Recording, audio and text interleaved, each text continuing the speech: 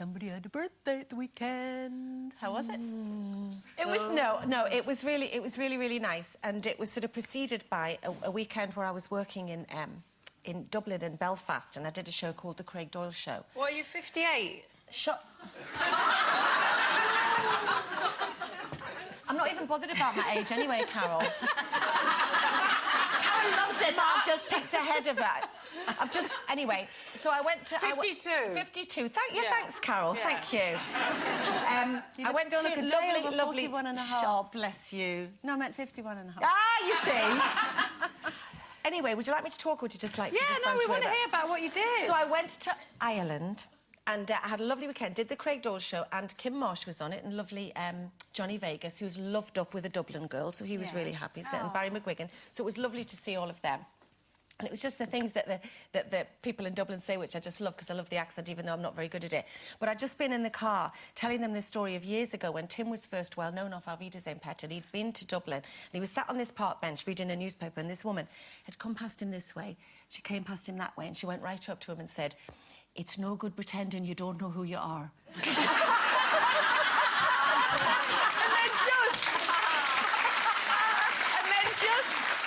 Just as I was telling them this story, I was in the car, me and Gary, who was driving me, and we were driving along, and we knew that we had to get over the bridge to get to this hotel.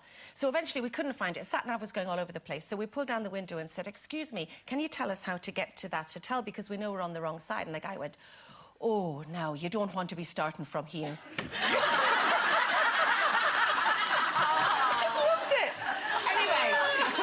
I just absolutely love Ireland. Then we went over to Belfast, which was great, and then went straight to Newcastle, and I was staying at the Vermont, looking over all the bridges, my favourite site in the world, and all my family came in, and we just had a nice nice little party, a nice birthday dinner, and I went to bed respectably, sort of sober, at about 1:15 in the morning, which I thought was lovely. We'd all like to say happy birthday, Denise. Happy birthday, Denise. Happy birthday, Denise.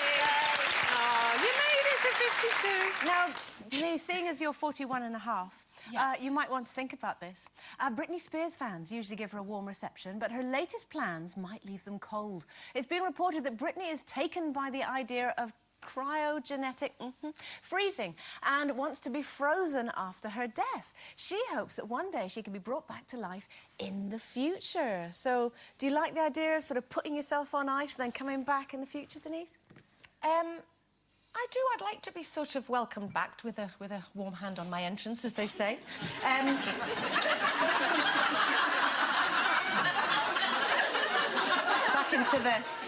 Back into the land of the living. Yeah. Well, I think I've often thought about this, because I would like to come back just to see the horror of technology, I suppose, because I'm someone who still wants the phone in the hall with the curly wire like that. It's horrible for you now, isn't it, technology? Well, it's really freaking me out, technology, now. I mean, really is. I just want it to stop and not go any further. So I'm quite interested, when you think, say, over the past century, how, you know, people would never have thought what was going on now. It would be nice just to sort of peek down and maybe keep Britney a little bit of company. Yeah. So I would like to... I don't want to see how people have aged, and I don't really think that I would like to see my children age 80 or whatever they would be. I just would like to come and see how technology would then go back. So I wouldn't want to come back and stay here, not just with me and Britney. So you would sort of come back generically, rather than, say, come back and go, cooey, on, you know, any of your descendants. Yeah, I don't understand that word, but yes, I would. Now, don't take this the wrong way, because I'm actually not being negative and I'm not being pessimistic, but... No, because that would be so unlike you. But, seriously, no, I wouldn't want that at all, because for two reasons. And the first one is that I either think that man is going to destroy the planet completely within, you know, a fairly short space of time. You know, and I've said this before, and I'm not being, you know, it's not going to happen in my lifetime, so I'm not that worried about it. I just had my garden done. Which is why I'm not coming back. cross. Well, no, because I do think there's a problem with the planet. I don't necessarily buy the whole man-made global warming, you know, theory. You absolutely don't buy that. No, I don't. But I do believe that man is plundering the planet to an extent that it will wear it out. out, and man will then have to, you know, give up because there won't be anything to live on. And you know, and I know they find new things all the time, but I honestly do think that might be a problem one day, probably thousands of years in the future. Say, it'll be thousands of years in the future. Well, I don't know, we'd hope so, but that's just the way I see it. Or the other thing is, because of all this activity that's been going on, you know, there's so many volcanoes and massive earthquakes and tsunamis and all sorts of stuff like that. There is a lot, actually, if you look historically at what's going on. And I don't know, but I've got this thing that I just imagine that one day the Earth is going to implode and there will be... Because planets do that all the time. Don't people tune into this show to cheer themselves up? I'm not being pessimistic. I'm just trying to think actually what would be happening in the future. You know, or man might wipe themselves out with some giant nuclear war, and the only thing that will be left when you come back will be cockroaches. So it'll just be you and a cockroach. Yeah. All right, mate. It'll be me and Brittany and a cockroach.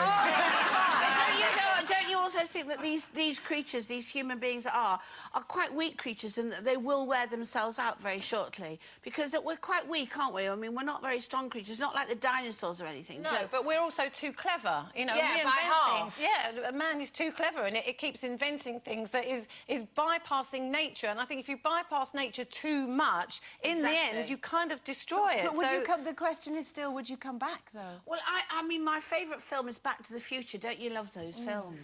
And so that's fantasy world, isn't it? You know, I'd love to have that car, and I'd like to nip back and nip forward when I could, you know, when I've got a few hours to spare, so I could see what happened then. Time traveller. I think that's just fun. If they can invent... They probably have invented time travelling, to be honest. But I'd love to go into the future. And then I'd like to go into the future, obviously, to see your children and things. And then when you see things going wrong, nip back, put it right.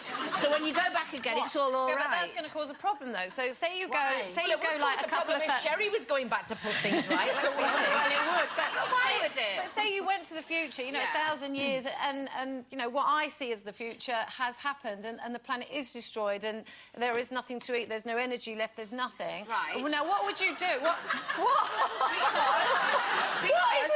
would you do? Would you go back and warn people? Because if you did go back and warn people, they certainly would not listen to you, and then you'd be, like, so helpless that what would you do? And also, you'd know. Imagine if everybody was doing that, if everybody was nipping back and forth, just changing things, you know. Somebody could be in our future now from the past, and then, bloop, you would disappear because you weren't in there. It would all get really confusing. You know, like, if you look back when you were young, say, for instance, say 60s and 70s, and you look forward to 2010, what did we think was going to be here in 2010? Yeah. Aliens and flying through the sky in cars. Wow, do you remember? Maybe you are an alien, which is what we've already thought. These, I say. OK, well, for now, we're...